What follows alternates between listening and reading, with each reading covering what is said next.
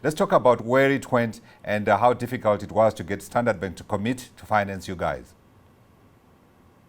Thanks, Godfrey. So yes, it definitely was the largest, and it was extremely complex. It was a cross-syndicated transaction across 7 African countries, and it was completely pioneering, as there's been no transaction of this nature done for real estate across a magnitude of countries. So it was pioneering for ourselves. It was pioneering for Standard Bank, who is the lead syndicator on this transaction.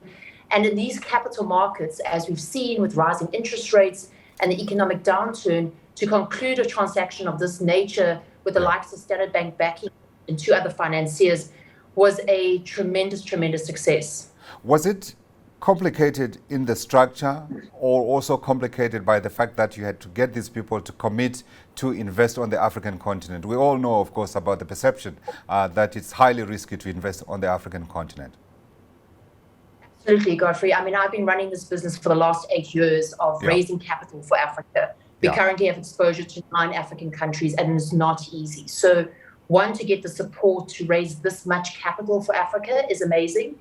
Secondly, the complexity to the structure. So the cross-syndication between countries like Senegal, Mozambique, Zambia, Ghana, just raised huge amounts of complexity. And honestly, Godfrey, 10 months ago, I was told that this is not possible. So to be able to do something like this and have this much capital backing it is really pioneering for the industry.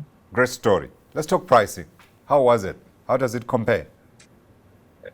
So, Godfrey, pricing is just hairy generally in the market with interest rates rising, but we were able to secure longer dated debt. So we've been able to do a 5-year facility with an incremental slight increase to our overall cost of funding.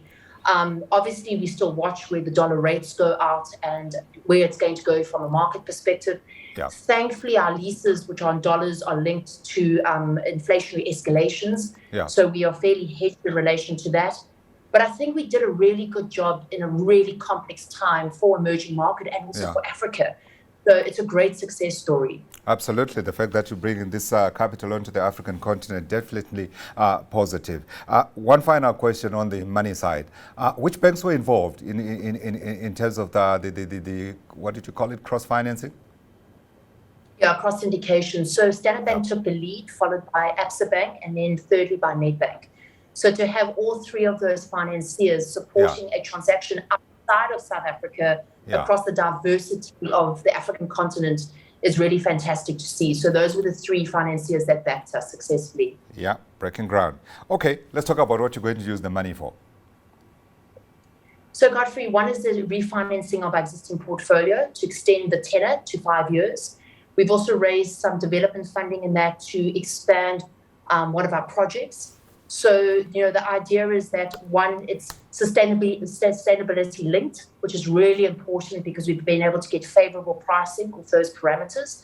So, one, it's obviously growth capital, and secondly, it's obviously refinancing and just creating sort of more resilience to our debt program into the future. Right. You're not pouring it into new properties? So, we are going to be doing a substantial extension on one of our big properties in Senegal. So there will be a portion of the capital that's allocated to that. Yeah. And that foray onto the African continent, do you see more opportunity here perhaps for you to be able now to go into the other geographies, given structured right, you'll be able to raise the money? Godfrey, absolutely. So our entire investment strategy is impact real estate servicing global tenants. So the ability to be able to raise capital, we have tenants like the American Embassy, a lot of the financial services company, Vodafone, a lot of the oil and gas cos are our tenants in our portfolio. And one of the biggest struggles is the ability to raise funding. So now that we've actually now tested and pioneered this cross-syndication structure, the ability to go into other jurisdictions and just further increase our presence in these countries absolutely exists.